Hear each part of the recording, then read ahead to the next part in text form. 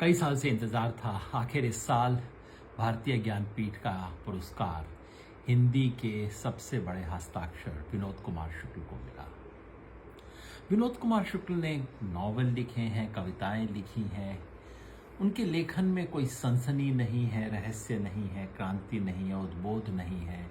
साधारण जीवन की तस्वीर बनाती हुई उनकी कविता आपको अपने भीतर झांकने के लिए, चुपचाप से देखने के लिए आमंत्रित करती है। Shyam steel flexi strong TMT बार, ये स्ट्रॉन्ग के साथ फ्लेक्सिबल भी है। आपदा मुसीबत कोई भी आए, ये घर को अटूट बनाए। जब टीएमटी फ्लेक्सी स्ट्रॉन्ग, तो घर रहे हमेशा के लिए स्ट्रॉन्ग। उनकी बहुत प्रसिद्ध कविता है, हताशा से एक व्यक्ति बैठ गया था।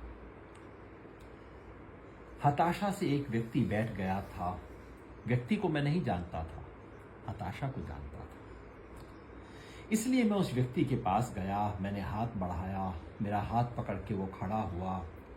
मुझे वो नहीं जानता था, मेरे हाथ बढ़ाने को जानता था। हम दोनों साथ चले, दोनों एक दूसरे को नहीं जानते थे, साथ चलने को जानते थे। मेरी एक प्रिय कविता है, उसका जिक्र कम होता है, मुझे बहुत अच्छी लगती है, कुएं की आत्महत्या के बारे में। सूखा कुआं तो मृत है, बहुत मरा हुआ कि आत्महत्या करता है।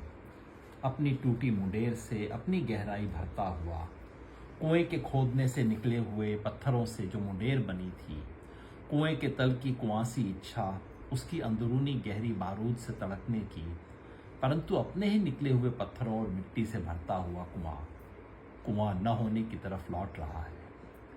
अब यह पलायन था कुएं का, गांव पहले उजाड़ हो चुका था।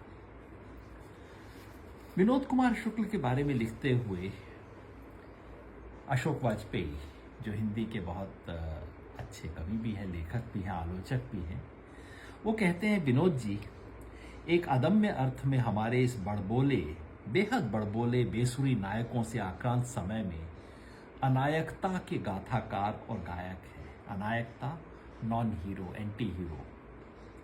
मंद लय में बहुत कम बोले, वे कस्बाई जिंदगी के रोजमर्रापन में रची बसी अपनी कविता और कथा दोनों में केंद्र में रखते हैं अनायक साधारण को, जो भले ही एक दूसरे को नहीं जानते पर साथ चलने को जानते हैं। एक और कविता विनोद जी की, वो कविता है सुबह है, नाम है। कविता है एक सब्जी बेचने वाली महिला के बारे में। आप देखिए, सुबह है, जीवन पर्यंत की सुबह है। इस आजीवन सुबह के सुबह सुबह में उस बूढ़ी कोचनिन से भाजी खरीदना, सब्जी बेचने वाली से भाजी खरीदना, जिससे मोल भाव नहीं करता मैं, जो पालक रुपया में 10 जोड़ी कहती है और गिनते समय 12 दे देती है। मैं 2 जोड़ी लेने से इनकार करता हूं कि दाई ज्यादा है, तो गुस्सा हो के नहीं बेचना है कहकर सब पालक वापस करने को कहती है। हार कर ठगा हुआ 10 के बदले 12 जोड़ी ले लेता हूं।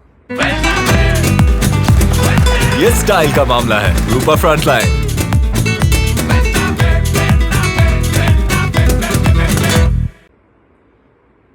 दो दिन के 2 सुबह उपराहा पाता हूँ, एक्स्ट्रा, एडिशनल, उपराहा छत्तीसगढ़ी का शब्द है। इसी उम्र में 2 उम्र जीवन पाता हूँ। तो छोटी सी घटना पे क्या शानदार कविता है। एक बहुत प्रसिद्ध कविता उनकी है, वह आदमी नया गरम कोट पहनकर चला गया विचार की तरह। रबड़ की चप्पल पहन के मैं पिछड़ गया। जाड़े में उतरे हुए कपड़े का सुबह 6 बजे का वक्त, सुबह 6 बजे की तरह पेड़ के नीचे आदमी था। कोहरे में आदमी के धब्बे के अंदर वह आदमी था। पेड़ का धब्बा बिल्कुल पेड़ की तरह था। दाहिने रद्दी नस्ल के घोड़े का धब्बा रद्दी नस्ल के घोड़े की तरह था। घोड़ा भूखा था तो उसके लिए कोहरा हवा में घास की तरह उगा था। और कई मकान, कई पेड़, कई सड़कें इत्यादि कोई घोड़ा नहीं था। अकेला एक घोड़ा था। मैं घोड़ा नहीं था, लेकिन हाँफते हुए मेरी सांस हूबहू कोहरे की नस्ल की थी।